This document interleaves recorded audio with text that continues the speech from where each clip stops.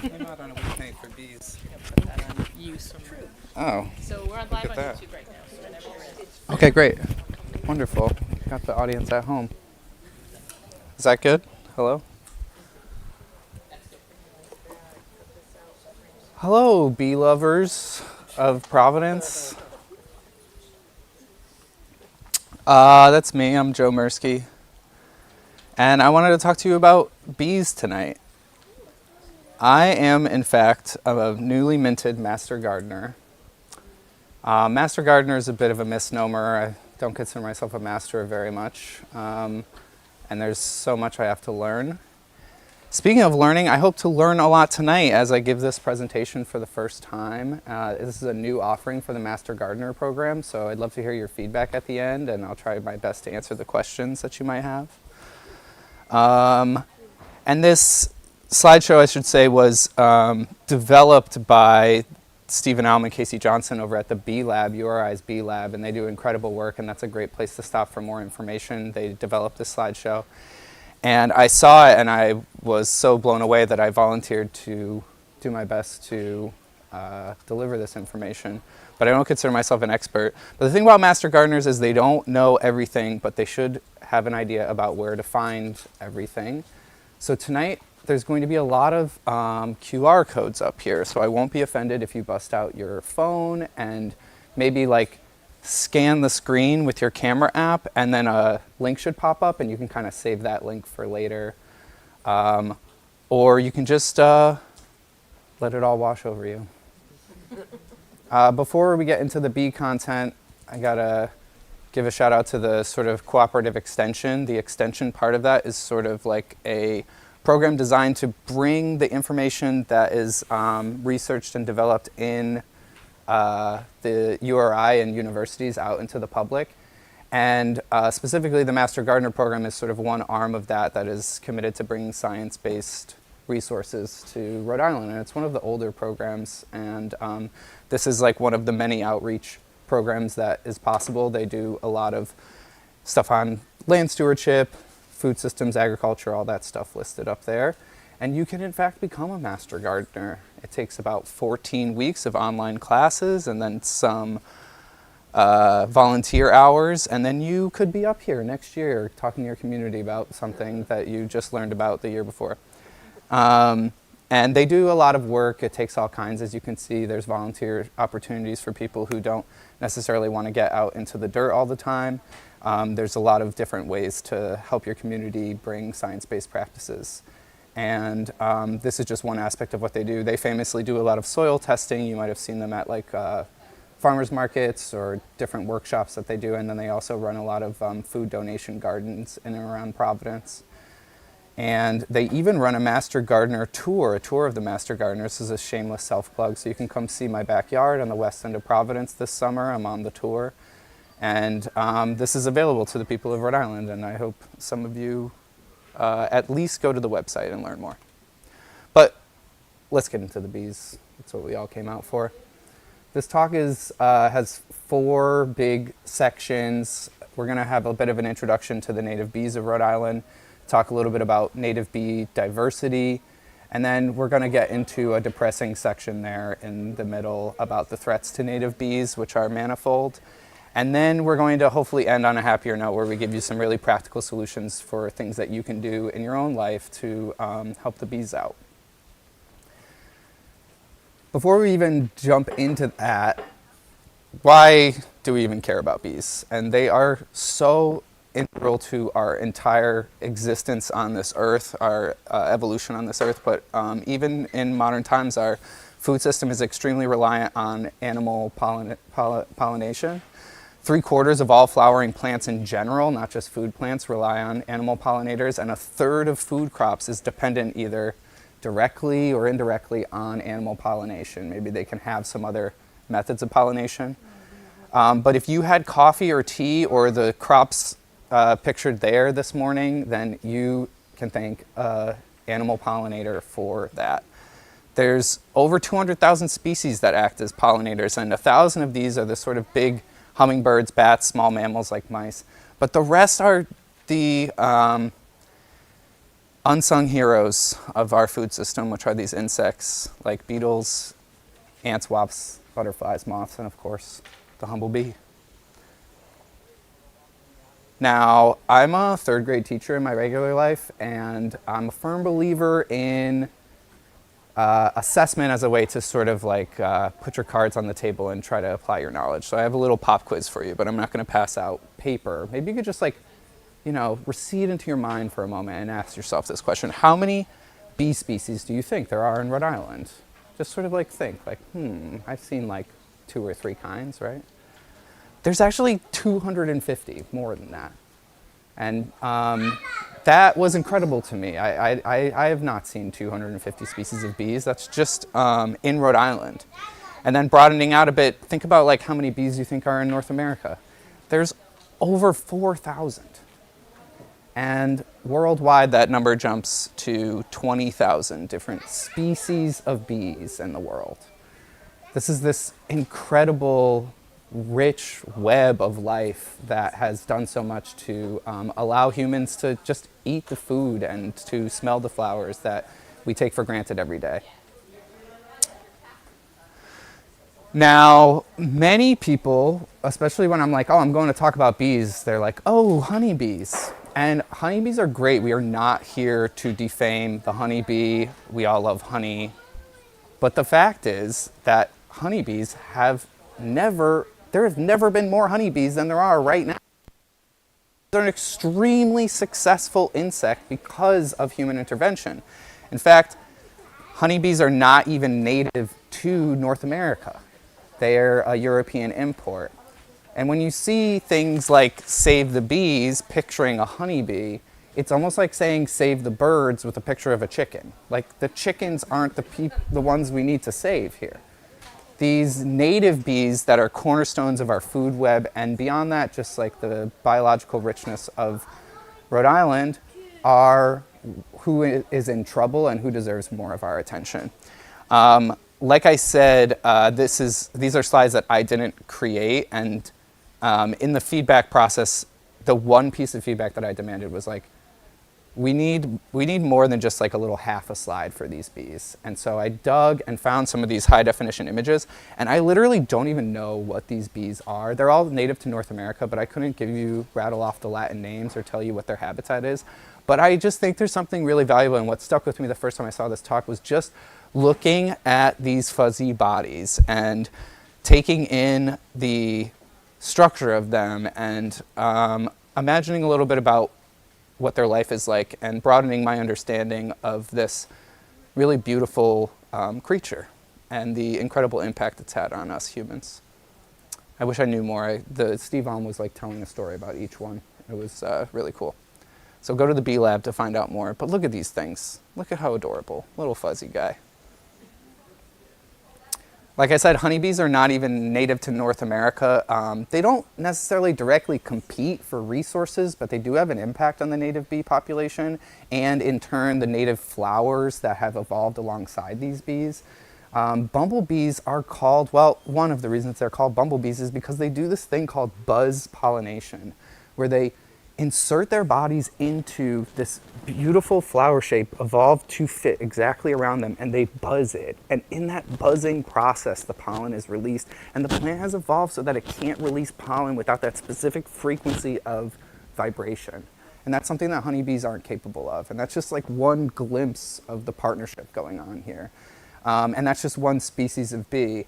And honeybees can't do that. So you might see a bunch of bees out there, but there's these flowers that can't access the pollination services that those honeybees are providing.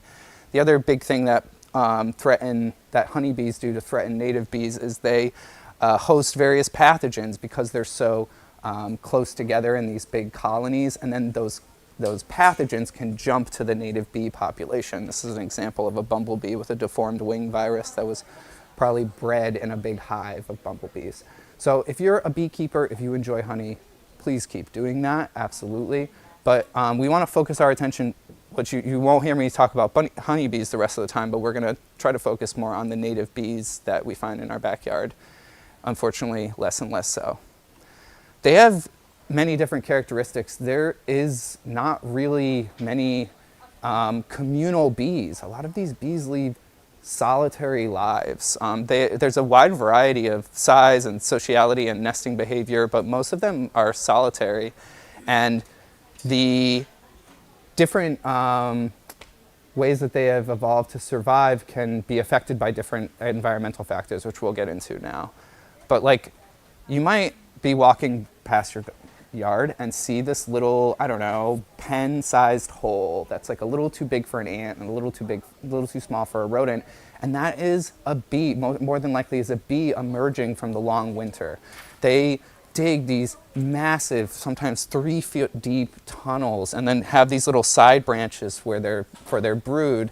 And they're emerging now, and you might notice the holes are appearing underneath your feet, but there isn't a lot of flowers out there for them to harvest. And we'll get into that, but like a big piece of this is that sort of like timing, that they're emerging at a time where like not all the flowers are out there. And so the abundance that we think of in like June or July isn't always available to them at this really hard to survive time when they're first emerging from their winter slumber. And many of them are solitary. 90% of them are solitary, and 70% of them are ground nesting. And so when you think of a bee, I think most people think of that like hexagon, honeycomb, but in reality, it's like a hole in the ground for a single mother who's trying to just get enough pollen to go back to feed her brood. There's also mason bees, which sort of build these homes. They might dig into some wood or collect mud. And then if you'll notice a little later in the season, there's leafcutter bees that are native to Rhode Island. They do these like cool little semicircle holes in the leaves, and then they bring those little leaf cuttings back to their underground tunnels and line their house with these little leaves and create these cool little cuttings.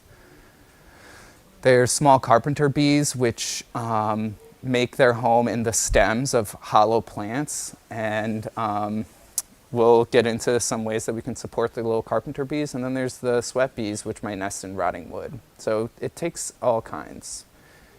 Now, a big piece of this is that 25% of the bees, about 800 species in the eastern US, they rely on one plant for their pollen. So Melisodes maybe, relies on the thistle, and then the loosestrife. You know, you can imagine like this meadow out there, and it's amazing that there's this floral diversity in a meadow. And the reason why that's possible is because nature has designed this sort of niche system where a thistle can grow right next to the loosestrife, because they're not competing, because one bee is doing this flower and one bee is doing that flower. And that's really a boon for floral diversity, but it makes a more fragile system, because if the loosestrife is pulled, then that bee that relies on that suffers. And so it makes it a little more rigid of a system, and it makes it hard for it to adjust if they're relying on that one flower, and they become intricately linked. And this is true for a quarter of the bee species in the eastern U.S. Bees also can't fly very far. Some bees can go, as you can see, 1750 meters away, but the bumblebee only lives its entire existence 50 meters from its little hole in a log or in an old rodent nest, which is where they usually reside. So you can imagine that like it's not so easy as saying, well, like there's a flower, there's like a pollinator meadow down the street or something. They really rely on lots of floral diversity near where they live, and it's hard to be resilient when you can only go 50 meters from your home. So I've already alluded to some of this, but these are some of the threats that are facing the native bees of Rhode Island, things like habitat loss and fragmentation. When we think about cutting tracks into the native habitat, agricultural intensification, the plant species, and pesticides, which we'll talk more about. And of course, climate change is really hard for these fragile beings, and ways that we can't always predict. This is the beginning of our depressing section. It's also like not just one factor, it's all of these factors sort of contributing together. Things like increasing agriculture and converting land from the native meadows of Rhode Island into, suburban enclaves and industrialization. And then the increasingly uncertain weather patterns that bees face, and especially in this fragile time in the spring when they're first emerging. And look at this, like the ideal little situation. I can hear the violin music in the background. But as we develop these spaces, it's harder and harder for the bees to survive because, as we said, they're inextricably linked to maybe one species of flower and they can't go very far. And so when you cut and divide that line, it becomes really challenging for bees to thrive or even survive. And while this is looking like our breakfast, where our breakfast comes from, to a bee, this is a parking lot, right? This is asphalt. It's like impossible to access the resources here for a bee because many of the crops we grow are either wind pollinated or like that we monocrop. And then there is, increasing pressure to increase yields of crops that we're going to benefit from instead of the whole system. And of course, like there's many ramifications to intensive agriculture, things like the runoff from the increased use of pesticides or even fertilizers. This is aforementioned Steve Alm wrestling with some knotweed. I bet you there's some people in this room who have done some battle with some knotweed.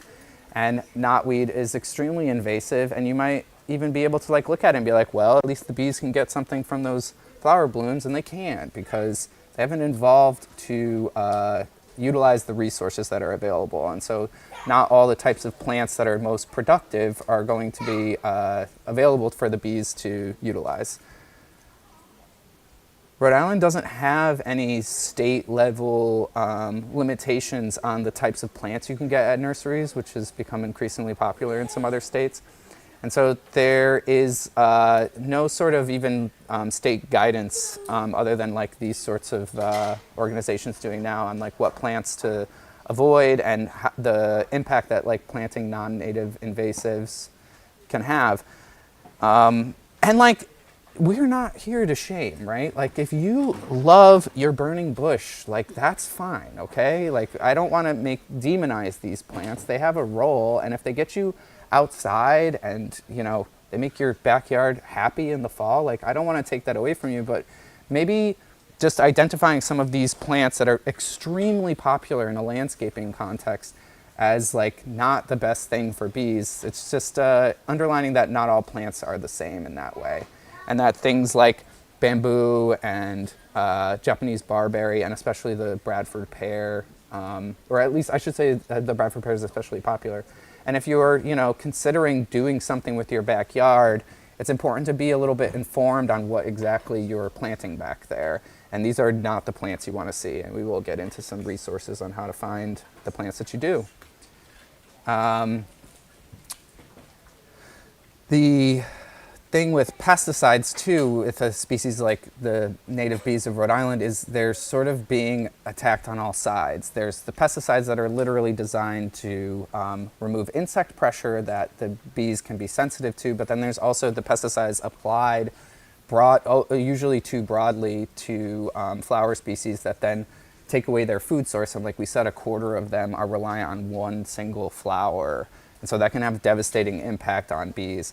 And especially, and I promise it's gonna get better soon, but especially neonicotinoids, which are having a huge impact. And I think if you read an article on where the bees are, I think most of them will mention these sort of newly synthesized, extremely potent insecticides, which don't work like previous incarnations of insecticides. They literally get absorbed into the plant and into the plant's even DNA, where it will pass on those neonicotinoids resistance to the seed, and then the other plant, the next generation of plants has these neonicotinoids involved inside of their systems. It's almost like works like a virus. And then they're being reapplied every year. And so it's not only getting absorbed into the plant, it's building up in the soil structure, and it's running off into the groundwater.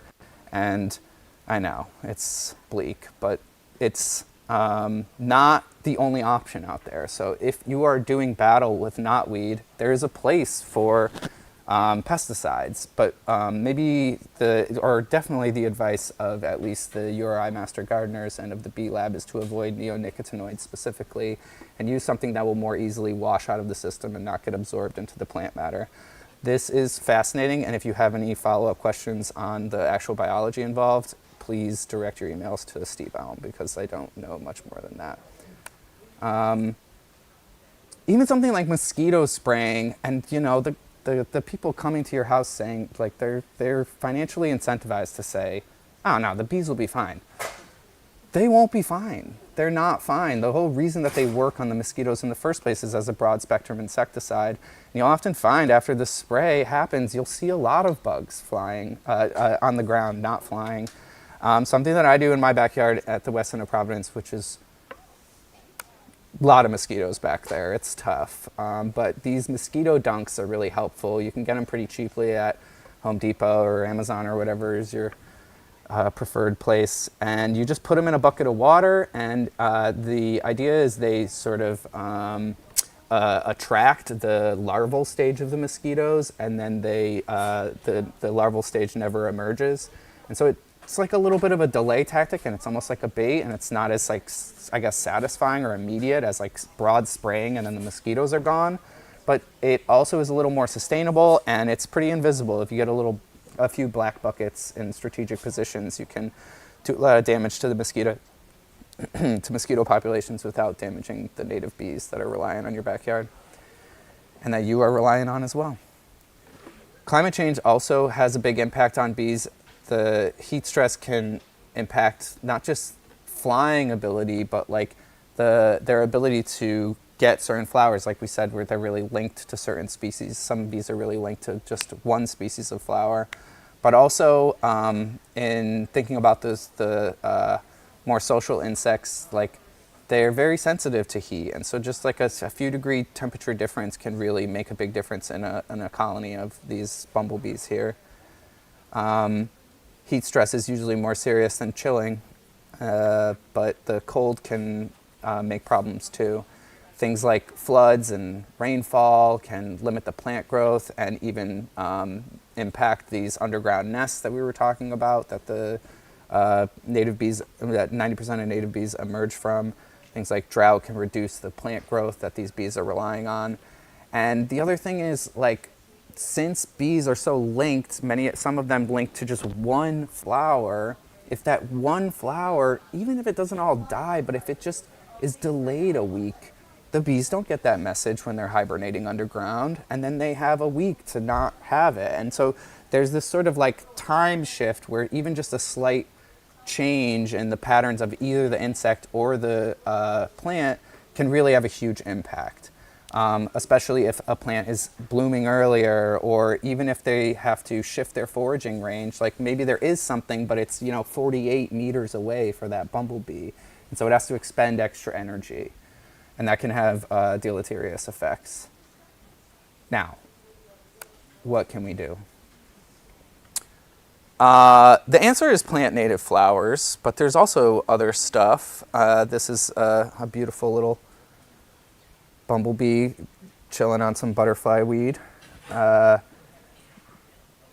want to emphasize that we're, as a master gardener and as me, Joe Mirsky, I'm not here to plant shame. It's much less, it's not about the presence of non-native plants. It's the absence of native plants, right? And like I said, if your like prized burning bush or barberry gets you out in the garden, maybe it inspires you to plant some other stuff.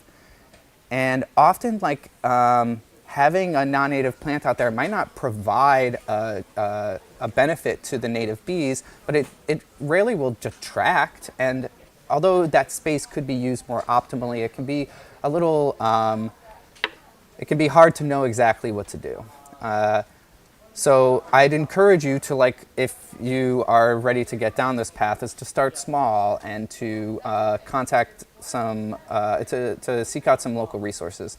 The Xerces Society is an incredible resource. This is a whole organization committed to issues like this, and they have incredible resources for all types of environments. You can, like, literally dial in, like, I have a shady patch of my north-facing backyard and I want a 3-foot tall flower, and they can help you with some of that stuff.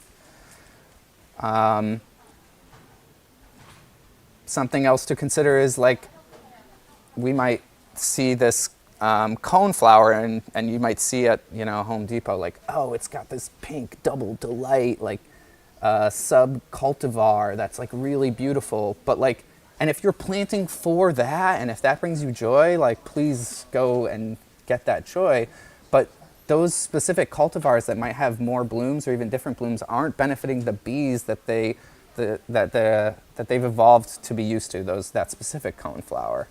So sterile cultivar especially might have less pollen, even if it's showy and impresses the neighbors more. But the neighbors will be even more impressed if you're helping out the bees. It's important to do research when you're buying these plants and ask the garden centers and nurseries about pesticide use. It might seem futile, but if they keep hearing about it, that's the idea, is that, like, people keep talking about this. Maybe we need to invest some resources into finding the native plants to actually serve the communities that we're trying to serve.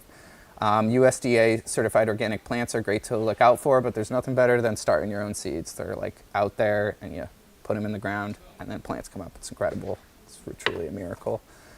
This is a QR code from the Bee Lab, which you can welcome to scan, but if you just go there, it's pretty prominently displayed. This is the beginning of our QR-heavy phase of this slideshow. Again, the Xerces Society also has some resources on buying bee-safe plants.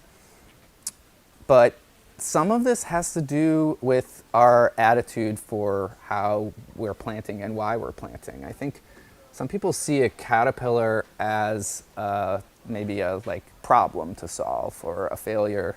And in reality, it's part of this web of pollinators, and something like 90% of baby bird species rely exclusively on caterpillars when they're being reared in the nest. And so does that caterpillar need to go? Now, like, there's people out there with, like, a big tent caterpillar in their prized pear tree or whatever. So, like, you know, do your thing and manage your outdoor spaces responsibly. But also realize that, like, that one caterpillar might be able to stay, even if that means a few leaves get chomped. That's ultimately what they're there for. And maybe there's a world where you're looking at that caterpillar as an example of you being a successful gardener and a steward of the creatures that rely on these plants that are out there.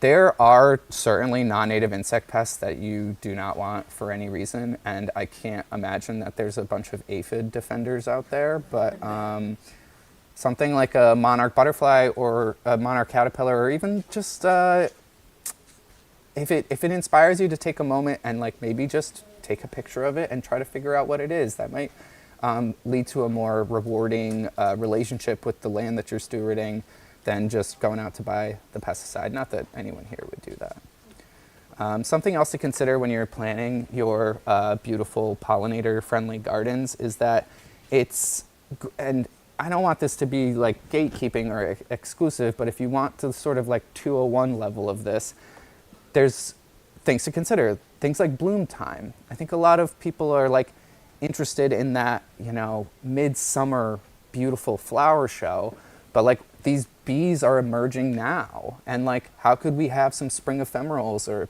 high bush blueberry that is, like, providing in that early gap, or maybe some fall blooming plants? And is it possible to do without, like, that fireworks show of, like, mid-July if you have, like, a little bit in June and a little bit in July and a little bit in August and a little bit September? Like, that's how you impress the neighbors. Things like even flower color can attract different butterflies and different pollinators and bees. And again, like we talked about, the flower structures is important too. This, like, whole buzz pollination thing. In general, like, many little flowers is better than one big flower for something that eats the nectar that is involved in each little flower. But that's not to say that those big flowers are bad by any stretch of the imagination, but you know, make sure you can enjoy your plants too. That's why you planted them. Some like really on the ground practical replacements for non-natives are the forsythia, very dramatic yellow blooms, bushy, early planting. Maybe it could be replaced by a serviceberry, which has actual fruit that is, as the name suggests, pretty serviceable. They have similar bloom times and actually benefit from being a native plant. Something like trout lily is a spring ephemeral that pops up instead of your beloved daffodils. My beloved daffodils, I should say. I'm not projecting. Butterfly bush is great and very showy, but it is not native. It is pretty aggressive and invasive. And maybe a rhododendron would look even better there. And this big leaf hydrangea, which is extremely popular at the big box stores, is not native either. And often it provides almost no sort of browsing interest for pollinator insects. But there is a native hydrangea, a hydrangea that's native to the eastern U.S. called this mountain hydrangea. And it also like gets that, you know, lovely blue tint.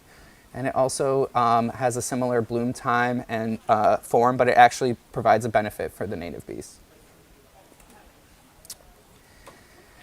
This sort of file is available on the Master Gardener website and on the Bee Lab. You can scan to get more, but there's a bunch of different trees for bees. And if you just like, you know, think about those trees are going to have like a sort of force multiplier effect because there's just so many more flowers on each tree than you can plant even in a large meadow. One mature tree can almost do the pollination benefits of a whole field. Again, we're not going to get that time delay, and there's something to be said for the biodiversity, but like the best sort of bang for your buck is to get a native flowering tree, especially something oaks are wind pollinated for the most part, so that's not necessarily a pollinator example, but in terms of like impact, one oak tree can support 530 different moth and butterfly species. It is by far the biggest keystone plant that you can plant in this part of the world. And from like, you know, a caterpillar that only cuts through the acorn, that only eats that acorn and then flies out as a moth, to the ant species that only lives in the hole left by that caterpillar. These are like really complex webs of life. So if you're looking for, if you have like maybe less resources or time or something, like planting a tree might be a good way to get a lot of bang for your buck. Okay, I might make some enemies with this one, but lawns are great. I have a little 3-year-old. She loves running around in the lawn. Please don't go out and dig up your entire lawn because some guy at the library said so. But this also is a parking lot for a bee. This might as well be asphalt.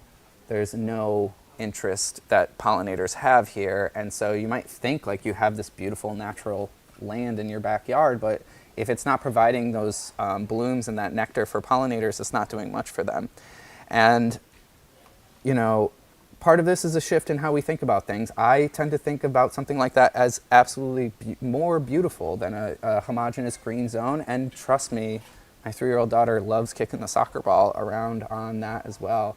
And again, like it's not here to shame. Like there is maybe there's like a corner of your lawn that like isn't doing very well. Maybe there's a little patch somewhere where you could devote to bees. You will be amazed at the native seed bank that is embedded already in your backyard if you let it flower. And it will hopefully save you some resources, and it'll really provide these pollinators with some more browsing interest. And part of this is about also educating people. And if you have like, you know, an HOA or just like a nosy neighbor or something, bring them some of these resources might help them understand what you're doing and that you're doing it intentionally. You're not just being a sort of lazy gardener. Things like dandelions and dead nettle, the red clover even and thyme, even though the bees do love the clover, there's a role for these things, but these are all non-natives. And so thinking about possibly bloodroot or self-heal, this is kind of listed left to right for you. spring beauty or violets, they provide some native ground covers that could really be beneficial to the native insects that are emerging now, and also provide that sort of ground cover so it's not just bare ground.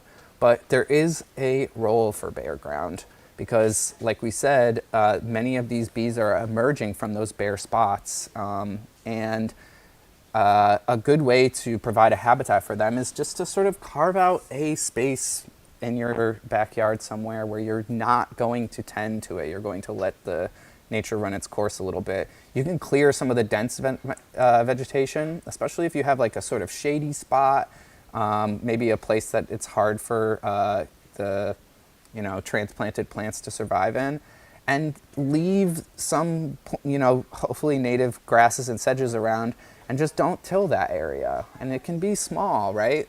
But eventually the pollinators will come and they will benefit from it, and they will thank you in the form of better yields for all your other plants that they're pollinating. And of course, if the neonicotinoid slide didn't scare you enough, please use pesticide carefully. There's a lot of resources available for you to investigate the best choices. There's options. There's things like integrated pest management, where maybe you're planting another plant to attract a predator of the insect you're trying to do away with, or maybe even repel it through smell or something like that. And there's resources available at the Xerces Society and at the Bee Lab to learn more about that. But speaking of lazy gardeners, one of the best things you can do is something you can not do, which is do not pick up your leaves.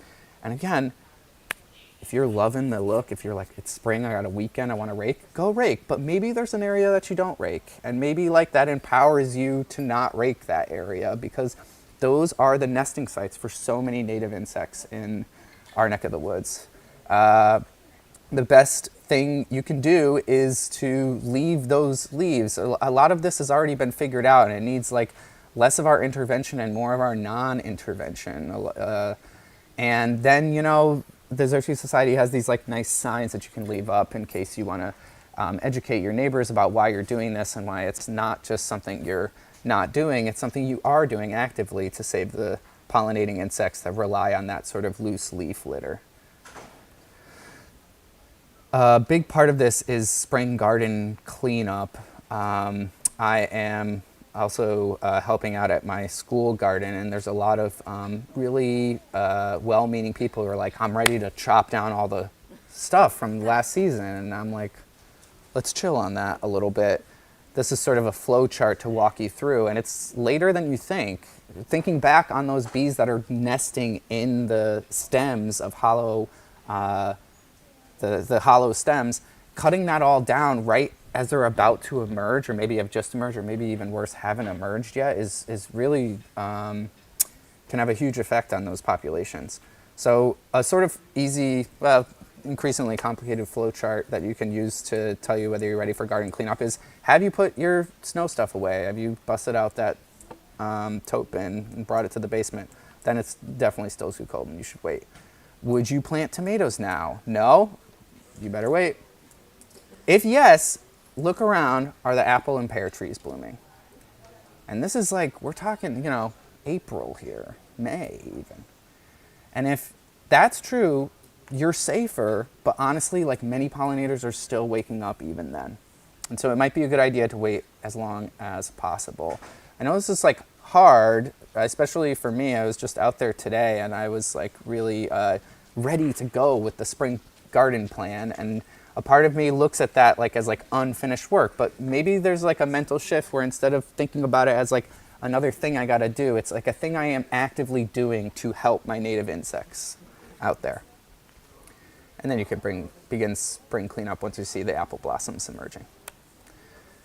There are a lot of really passionate people out there working for a solution, and a big part of this is just being able to talk with people, not just formally broadcast to YouTube like this, but just informally in your communities. There's a lot of opportunities and people out there that are trying to be part of the solution, and just talking to them is a real benefit to everybody, because it doesn't feel like you're there alone.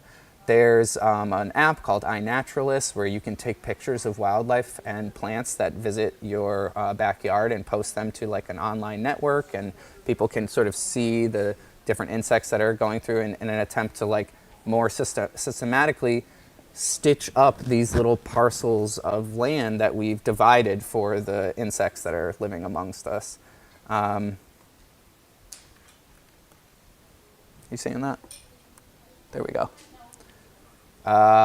The quote earlier that it's not the presence of native plants, it's not the presence of non-native plants, it's the absence of native plants.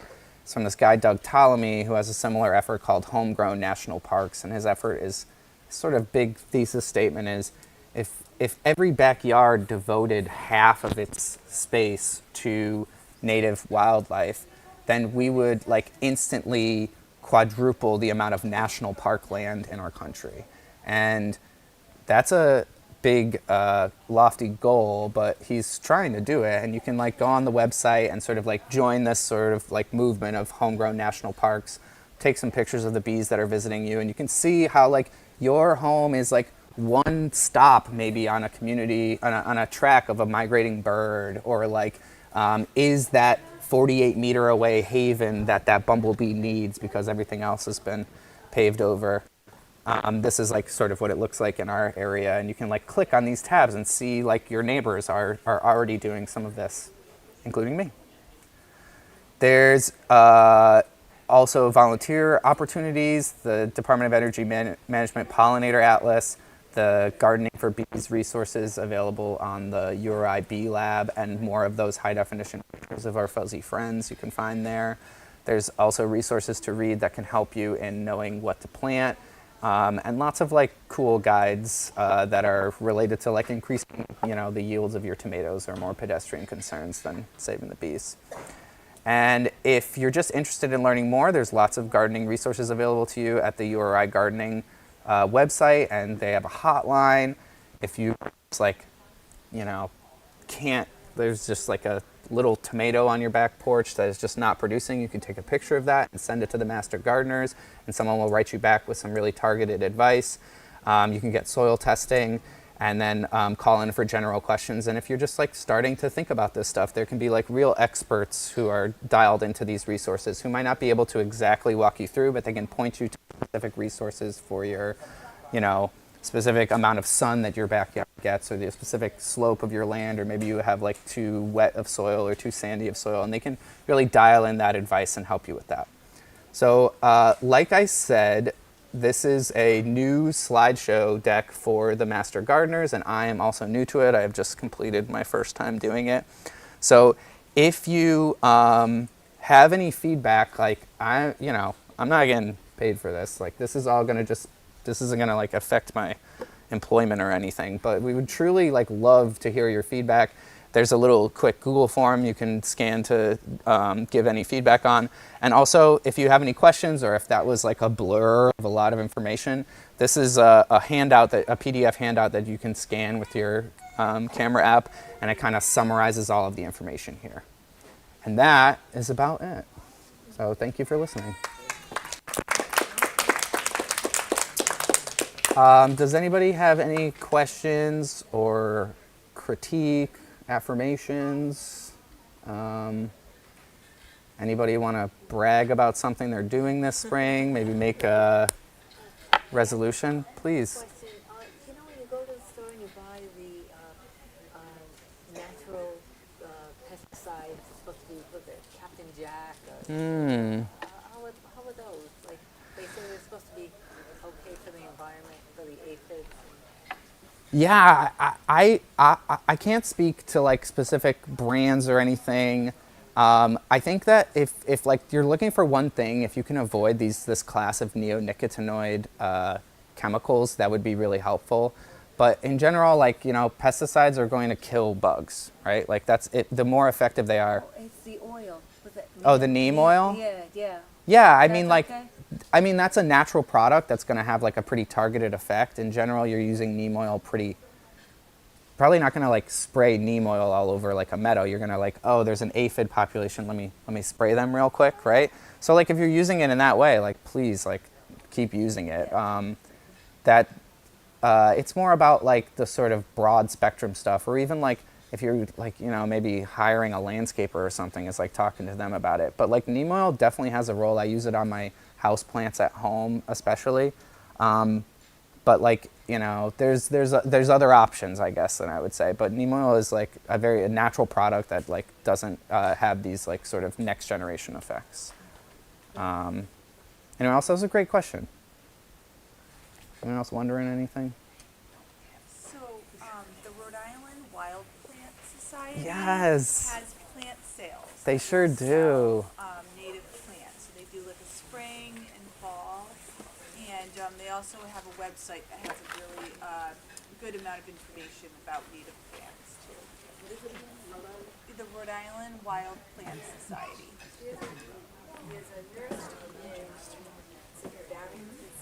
Oh yeah. Prickly heads. They're all native and they have so much stuff on their webpage. So it's local and it's there all the time. It's called Prickly Heads,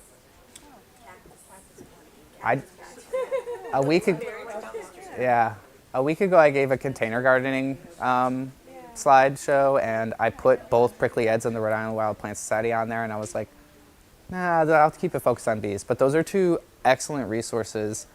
The Rhode Island Wild Plant Society is a really amazing organization that's like partnered with a national organization that's doing similar stuff, rewilding. And they're at the stage of as an organization where they started obviously collecting the native seeds and then bringing them back to the partner organizations, and then growing those up, and then you need to collect the second generation and grow those up before you can distribute them. But they're at that stage, and so those plant sales that happen in the spring, the spring one is happening soon, and then there's a fall one as well. Those are great resources, and they have a lot of information on their website too. They even have like this tool you can use that's literally, like I was saying, like dialed in. Like I have a sunny yard that has 6 hours, and I want a plant that's 4 feet tall and purple and gelato. And like obviously you can't dial it in that much, but there's literally like tabs you can bring down to like really dial in your specific conditions. And so that's a great resource available to people. And I haven't been to Prickly Heads, but every time people say that that's a good place, and you gotta check it out. I live right down the street from them, like 5 minutes from them, and they are so knowledgeable about everything, and they love to take the time, you know, unless they're having a really busy day, but they will take the time and explain things to you. Their website is full of so much information. Cool. And they do presentations as well. Oh, do they? A lot of times at Barrington Library. Oh, cool. That's great. The other thing I wanted to add is Please. I am on one of the national parks. Every backyard in National Park, Doug Ptolemy. That's great. Cool. Very cool. And it's pretty easy to use, right? Like it's Very like, easy, and it's really neat because you look at the map that you have, and you can tell who in your town Yeah. belongs, you know, and you can look all over the country. What's the name of it? Homegrown National Park. yeah. If you just go to that town, yeah, go get there, Yeah, Doug Ptolemy is very inspiring. Homegrownnationalparks.org. Okay, anybody else? Yeah. When my daughter was born, we planted a tree, and I'm gonna have another kid in May. Can you Beautiful. recommend like kind of a fun, ornamentally bee-friendly tree? I think I love a service berry. They have like great June berries at an earlier time than a lot of other trees, and they have those like nice white flowers, and they're native to like not only North America but like to the New England. And somebody on my block just talked to the RIDEM and got them to come out and like dig holes for on our sidewalk, and he had to get 10 different properties to agree to it. And this happened like right around when my daughter was born as well. So that's her little service berry tree. And so that would be my like top suggestion. But like maybe looking into the Department of Environmental Management website, they have a list of like native trees, and then like I forget what they call. They have a phrase like high interest or something trees that might be helpful. And there's a lot available to you, but there's nothing like picking that first berry, and they're really nice. That's wonderful. Congratulations. Back up a little bit about that process because Yeah. they came. I live on the west side, Yeah. and there was a huge tree in front of. I live in like a condo. Yeah. Huge tree there that they came and dug up. Yeah. So now there's nothing, and I would like to get something, but I'm not sure what the process is. So you need like your block basically to agree that they want X thing. Yeah, I didn't run it. I just sort of signed my name on it, and then they came pretty quickly. But yeah, there was an old calorie pear there that fell, and so they dug that out. So I can't guide you specifically, but I imagine that the RIDEM would have something there. But yeah, so one of my neighbors got us all together. Yeah. Yeah, they work with the DEM too. I think. Yeah, they do. Because I just saw a talk by them. Yeah. Yeah, good luck with that though. Yeah, more trees. Yeah, because right now it's just this sort of dead patch. Right. Obviously, I think they need, I think there's some sort of critical mass of volunteers that they need. Like if you get like a certain amount of people, they won't come out for just one tree, but they'll come out if enough people on the block want to do it. All right. We're all ready to go back to our backyards and plant some native plants. Yeah, that was pretty good for time. All right, well, thank you all so much. We really appreciate you